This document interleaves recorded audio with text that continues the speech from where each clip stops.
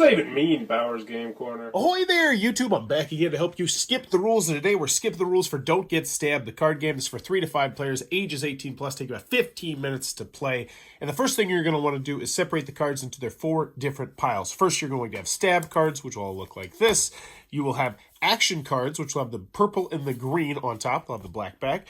You'll have the car cards, which will be very easy to see because they have the red back. And then you'll take all these combo cards. You're going to separate those, shuffle up this deck of cards right here, and make sure that every player has one of these cards. Keep it secret, keep it safe.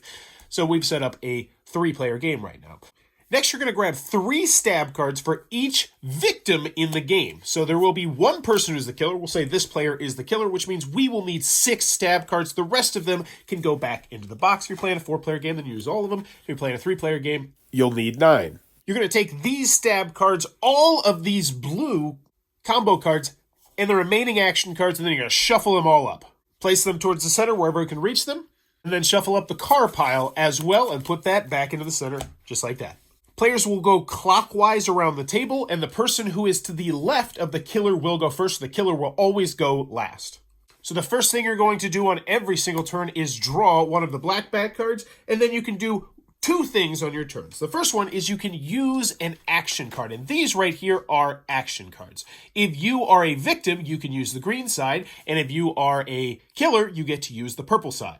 The text on the card will clearly tell you exactly what to do, and if you're still confused, there's a spot in the rules that clarifies every action card in the game. Now, this player's action card is Kung Fu. The stab is block, because what will happen sometimes is you will draw one of those stab cards that we placed in here at the beginning of the game. And if you happen to draw those, you have to block that or take the stab card and place it in front of you. If you ever get 3 stab cards in front of you, you are dead. And that's the whole goal of the killer, is to try to kill off the victims. Once a victim is dead, they are completely out of the game.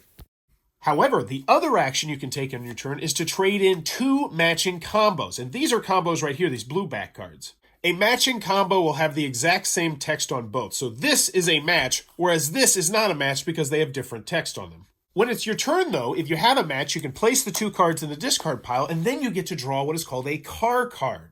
This is how the victims are going to work together to try to win the game. So I've turned in my combo, I get to draw a car card, and I actually got an R. That's fantastic. Now, this is not this player's R. These 2 players share the R card, and even if this player dies, this player still can use this R card. However, if a victim dies because they got 3 stab cards in front of them, all their items are gone now, and this other player cannot benefit from them.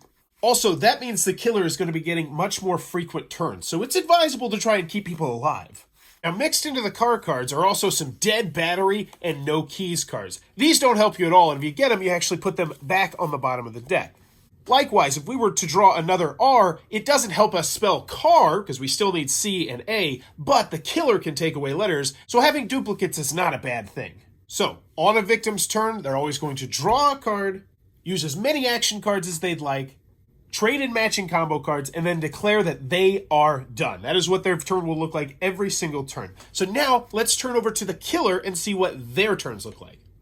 So just like everyone else, the killer is always going to draw a card first, and if they happen to draw a stab card, they get to put it back in the pile wherever they would like. So they can put it precisely where they want to do it, like so. But you want to make sure that you don't look at the card's fronts. That would be cheating. The rule booklet also recommends the killer take this action at the end of their turn, and they can even do it secretly if they'd like. So for instance, if I was the killer and I saw that this player was about to die, I might put it 2 cards down so I know this person would probably draw it. The next thing the killer could do on their turn is use their action cards, and once again, they use the purple side. So the killer shuffles the deck. Right now, that probably wouldn't be what they'd want to do. And I'll actually explain why this would be useful for the killer in a minute. The last action they can do is play in combos of cards. However, the killers need triples, so they would actually need a 3rd cell phone dice card. And if they turn in a triplet, they actually get to get rid of one of the car cards. So in this scenario, had they had that 3rd cell phone dice card, they might turn that in, and then this R would go down to the bottom of the deck. Now, this action is one that the killer can only do once per turn. And their victory condition is that both victims die. Now, before we get out of here, I do need to cover a couple situational rules. If a victim is able to block a stab with Kung Fu, so let's pretend that this player drew a stab, they could block it with this Kung Fu card. They discard that card, and then this stab goes somewhere in the middle of the deck. They just place it in like that. Likewise, there's a first aid action card, and if you use a first aid action card to get rid of a stab, that stab goes once again back in the middle of the deck, which is why the killer might want to shuffle those back up to hopefully get them higher. But you're going to continue to go clockwise until either the victims can spell Carr or the killer murders all the victims. But that is Don't Get Stabbed, the card game. If this helped you out, please consider giving this video a like and maybe even subscribing. But go have some fun, and as always, thanks for your time, YouTube.